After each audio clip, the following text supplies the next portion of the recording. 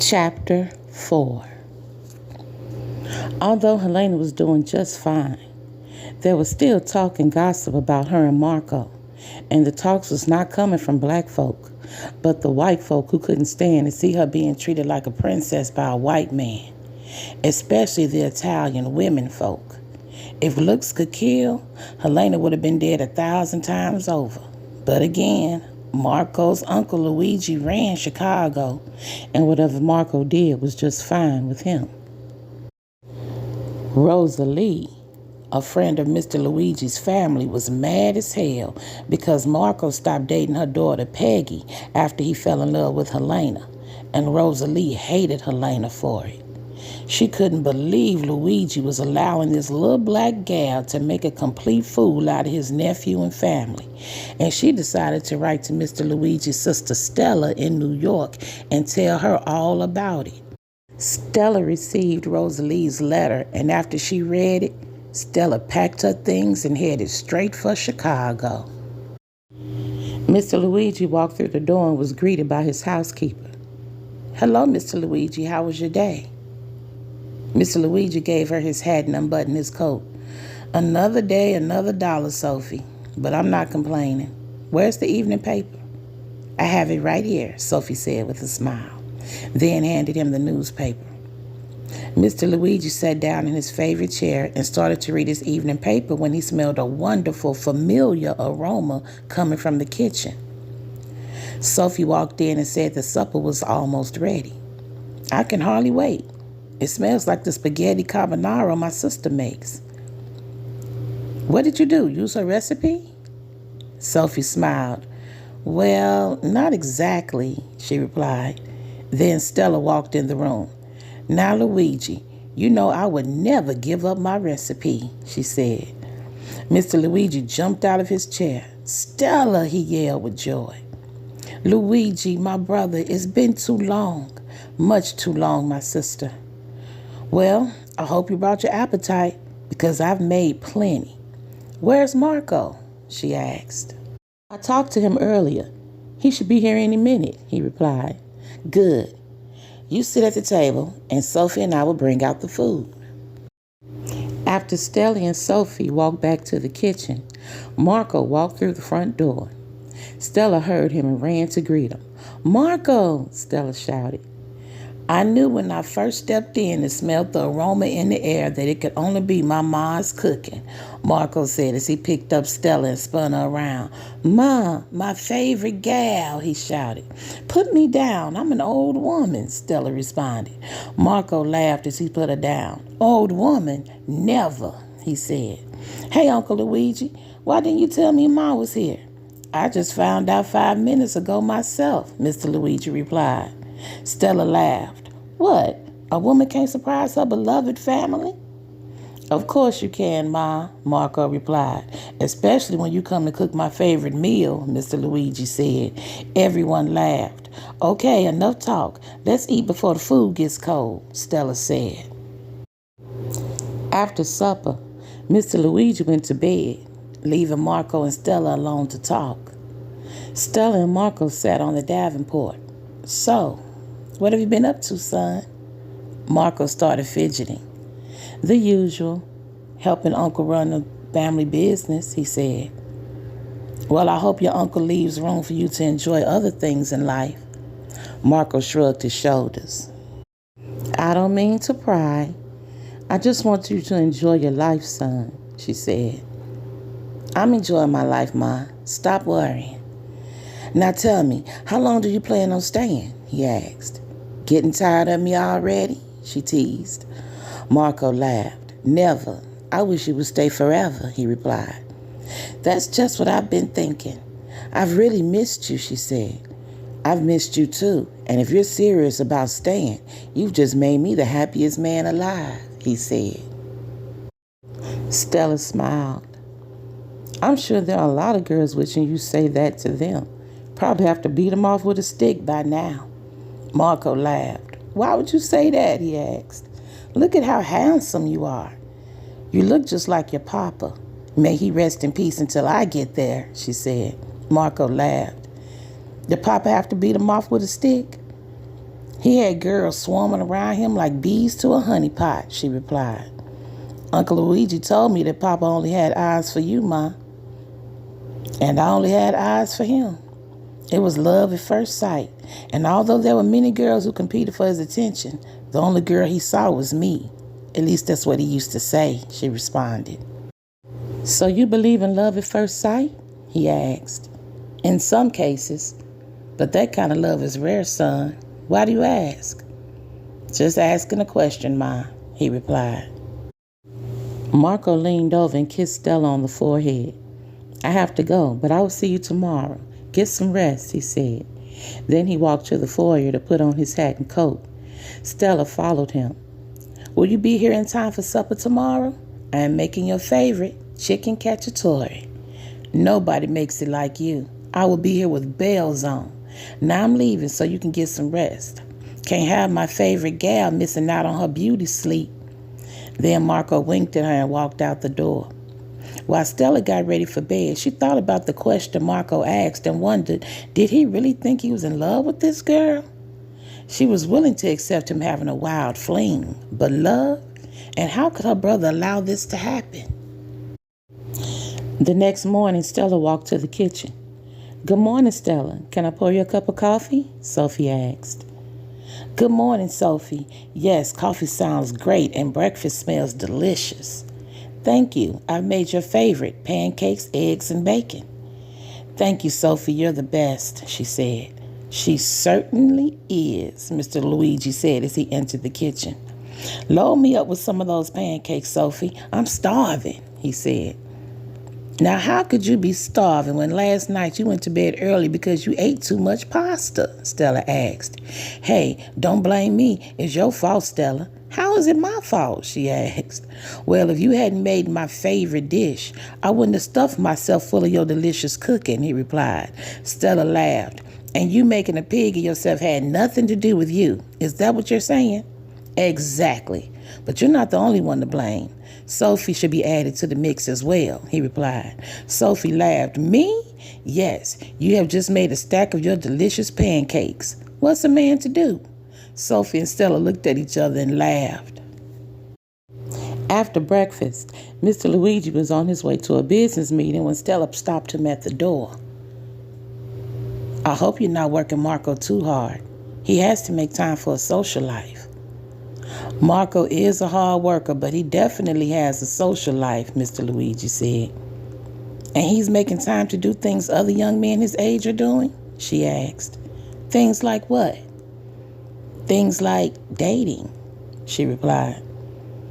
I know what you're getting at, but Marco's young, and he likes what he likes. And if you start poking your nose where it doesn't belong, you could turn a harmless molehill into a big mountain.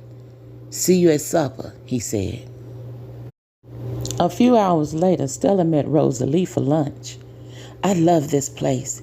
Their caprese salad with pesto sauce is to die for, Rosalie said. Then that's what I'll order, Stella said. After they ordered their meals, Stella leaned in close to talk. I'm here to stay, she said. Rosalie gasped. You're moving back to Chicago for good? For good, Stella replied. Well, I think it's a smart thing to do.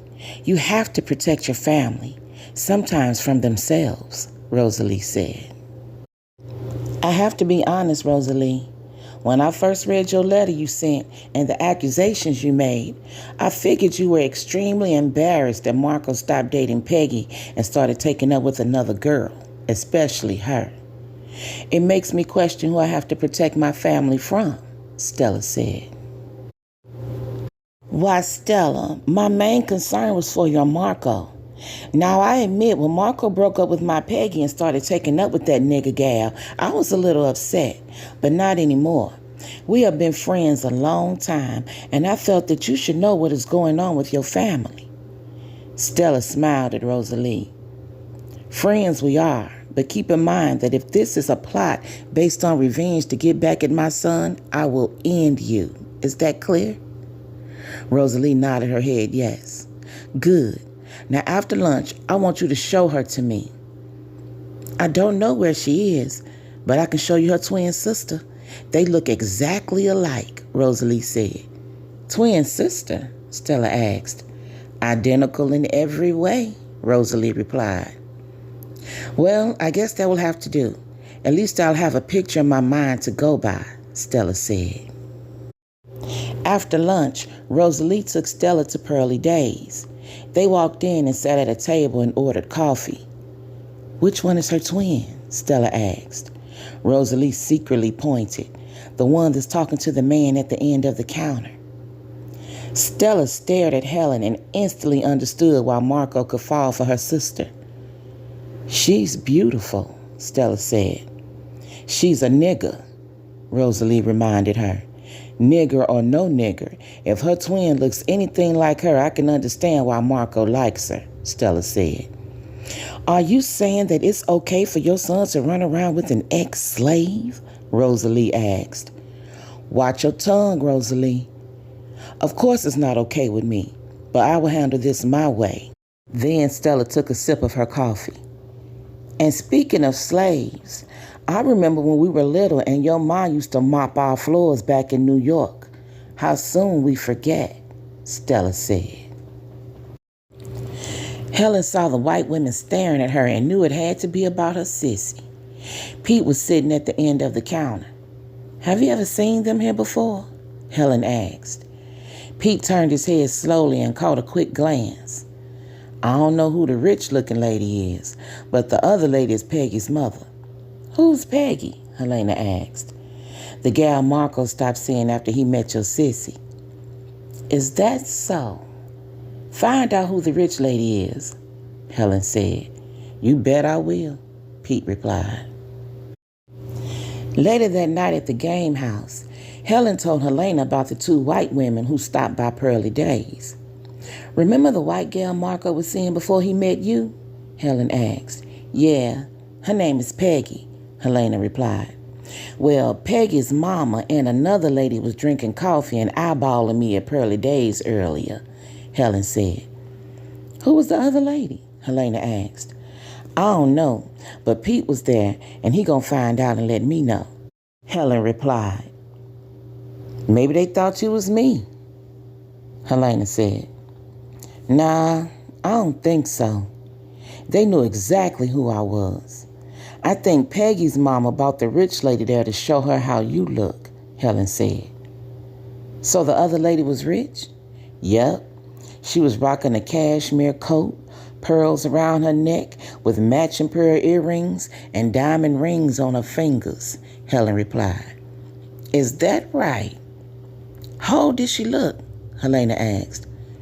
About as old as Miss Pearl, maybe older. Should we be worried, sissy? Helen asked. Worried? Never, Helena replied. A couple of days later, Miss Pearl, Miss Peaches, Miss Lucy, Helena, Helen, Teddy, George, and Mr. Stage were all together drinking coffee and eating banana nut bread while having a chat before they opened Pearly Days for the breakfast crowd. And nobody knows who the rich-looking lady is? Miss Pearl asked Helen. Sissy ain't know, and Pete neither. But soon as he finds out, we'll all know, Helen replied. Just then, Pete walked through the door. Well, I found out who that lady is. She's Marco's mother. Marco's mother? The women said in unison. Yep, Marco's mother and Mr. Luigi's sister, Pete replied. So Peggy's mama brought Marco's mama down here to show her how my sissy looks, Helen said. Because they all know that Helena don't work here no more, Miss Pearl said. And they both knew not to come to the game house because Marco and Mr. Luigi would have had a fit, Miss Peaches said. I ain't know Marco's mama was even alive. I never heard talk of her at the game house, Miss Lucy said. That's because she lives in New York and only comes to Chicago around Christmas time, Pete said. Yeah, well, it's nowhere near Christmas time, Miss Peaches said. I don't like it, Miss Pearl said. Helen looked at Miss Pearl. I don't like it either, she said. Later during supper, Helen, Helena, and Teddy was talking about what Pete found out. So the rich white lady who was eyeballing me the other day was Marco's mama, Helen said. Helena's eyes grew big, but she remained silent. Did you know she was here? Helen asked. Nope. Marco once mentioned that she would be here for this Christmas, Helena replied. I take it she didn't know about you then, but she knows now, Teddy said. Yeah, thanks to that jealous-hearted, nosy-ass Rosalie, Helena said. Who was Rosalie? Teddy asked.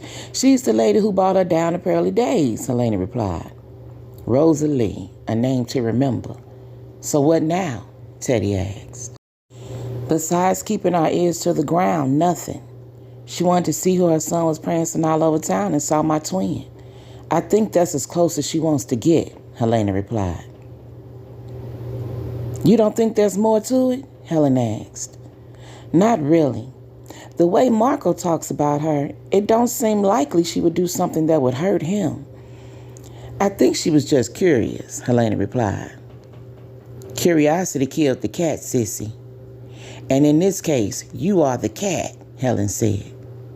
I know that's right, but unless she shows up again, there's no need to worry, Helena said. Well, no sense of borrowing trouble, but I have a knot right in the pit of my stomach, and I know you do too. There's something brewing between those two wicked women, and I don't like you being the center of their attention, Helen said. Helena smiled. Her sister knew her so well. She did have a knot in the pit of her stomach. She felt sick, and she also knew that her brother and sister were scared for her. Hell, she was scared too. But she was not about to let nobody, especially two old-ass white women, run her off. They would have to come harder to do that. In the morning, I have to run some errands, but I'll stop by Pearly Days after I'm done, Helena said.